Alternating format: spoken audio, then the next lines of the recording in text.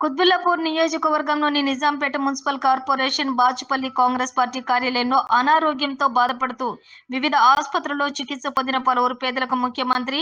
సహాయ నిధి ద్వారా మంజూరైన బాధితులకు మంత్రివర్యులు శ్రీ తుద్దిల్ల శ్రీధర్ బాబు ద్వారా శస్త్రచికిత్స నిమిత్తం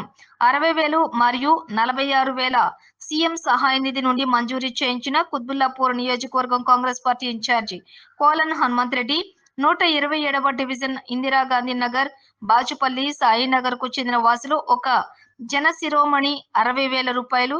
ఉమాకి 47,500 సీఎంఆర్ఎఫ్ మంజూరీ పత్రాలను చెక్కులను అందజేశారు. ఈ కార్యక్రమంలోని డివిజన్ అధ్యక్షులు పెరికే శివ, తైలం శ్రీనివాస్, ఎన్ఎంసీ అధ్యక్షులు కొలన్ రాజశేఖర్ రెడ్డి, కొలన్ జీవన్ రెడ్డి, శామీర్పేట ప్రకాష్ రావు, ప్రశాంత్ రెడ్డి, గొంగుల నవీన్, ఆదిరెడ్డి, లక్ష్మీరెడ్డి, మాధవిరాణి, నీలాగుప్తా, చిన్నమ్మ, జానకి, ధనలక్ష్మి, కోమల తదితరులు పాల్గొన్నారు.